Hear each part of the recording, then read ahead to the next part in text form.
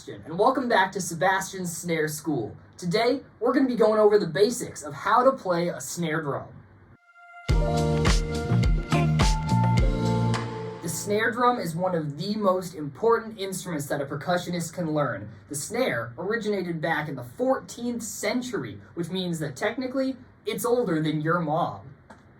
Because of how old it is and how versatile the snare can be, it's used in essentially every single piece of music, from orchestral to band to just snare solos to marching band even, which is why every single percussionist should know how to play one. Starting off, you're going to need your sticks. Personal favorite of mine, the Vic Firth brand, because they were the ones given to me by my percussion teacher. Also, you don't want felt on the ends of your sticks, because that means you have the wrong sticks. Chances are, if you're playing the snare drum, you're not just going to be carrying that thing around with you everywhere, which is why you're going to need a practice pad. The practice pad is extremely versatile. It is used to essentially simulate a snare drum on the go. You can take it with you anywhere. And if you're using a practice pad, you could put it on a table, put it on a chair. I guess that works, but any real snare drum player is going to have a stand.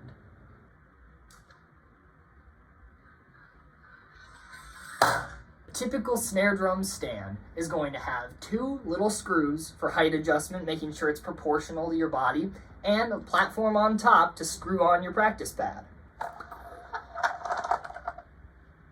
Typically, when you're raising your practice pad, you're going to want it at the level of your knuckle when your arm is just hanging normally. So you see the side of my practice pad lines right up with my knuckle right there. That means that it's going to be the right angle for when you're playing. Your arms aren't going to be all straight out and stretched, and they're not going to be all scrunched up. You're going to have a nice, relaxed position.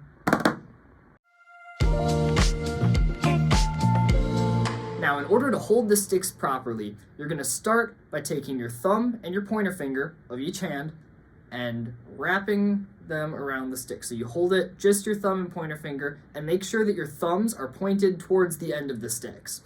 Then you take the remainder of your fingers and you wrap them around gently. You don't want to squeeze super tight because that's going to hurt your hands and you're not going to get any stick bounce. So you just gently wrap around the stick, take your hands, fold them so that your palms are pointing downwards, and now you're all ready to hit. After you've got your hands placed on the sticks properly, you're going to want to find a balance. So where when you hit the drum head, your stick bounces. You want to get a nice big bounce. And you want it to keep bouncing until it eventually stops. A good rule of thumb, if you're using the Vic Firth sticks, is to just put your thumbs on that little American flag right there. Typically, that works the best, specifically with Vic Firth sticks. If you have any other brand, they're not going to have a flag. So what you should do is take the stick, hold it with just your thumb and your pointer finger, and just let it drop onto the pad.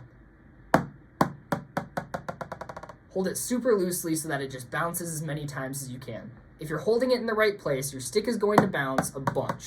Whereas if you hold it in the wrong place, like let's say you're way too high, you get nothing. You're holding it at the very end, you get like 4 bounces and then it's done. So once you've found that proper placement where you have the nice stick bounce, then you're ready to start hitting. What my percussion teacher told me is that when you're standing at the drum ready to play, you have to stand like a linebacker. What that means is your feet are shoulder width apart, you cannot be pushed over, you are firm, planted in the ground, ready to go. Once you've got your body all positioned like a linebacker, then focus on your shoulders. You don't want them to be all scrunched up and tense. You want them nice and rolled back. You're standing, super professional-like. Shoulders back, body planted. Then you take a look at your arms. You're going to start, when you're holding your arms, you want to be holding chickens under your arms. You don't want to drop them by having them too far out, and you don't want to choke them out by having your arms all scrunched in like this. Nice, relaxed, in the middle, where you're holding them nice under your arms, and that's it. Now, if you look at your arm, you're going to want a slight bend right here. You don't want it to be like a 90-degree angle, straight, hard, rigid arms like that. You want it to be a little bit bent, just enough so that you can comfortably reach the drum head without having to stretch. You don't want your arms straight out like this, because that's going to be uncomfortable. You're not going to get anything done. So a nice, relaxed bend that allows you to hit the head comfortably while standing still firm, shoulders back, ready to play.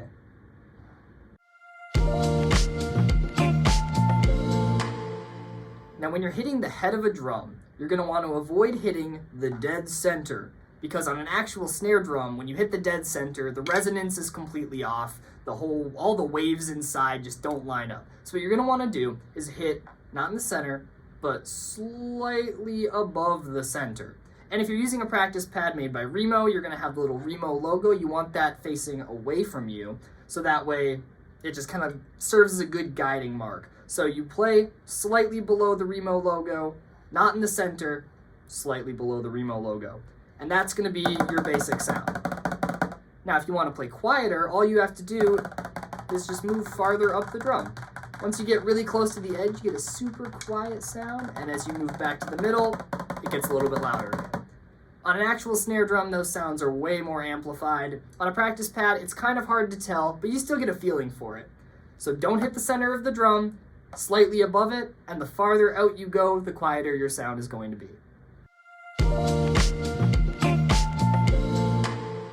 Last but not least, we're going to talk about the different types of sticking. Now, there are two specific hits that every beginner is going to learn, and that's going to be hitting from your wrist. And what that means is all you're doing is moving your wrist to move the stick. None of your upper arm is going to move at all. It's all coming from your wrist. And that's going to be your basic hit. So when you're just hitting, you're going to want to keep that wrist there. The next type of hit that we can do is coming from your elbow. And now this is typically saved for bounce rolls, other types of rolls, anything where you're bouncing the stick multiple times on the head. And when you see it, looks kind of like that. Notice how my wrist is not moving at all as I'm hitting the head. Your wrist should stay nice and still. All of the motion should be coming from the wiggle of your elbows. And this is used every time you see some sort of bounce roll.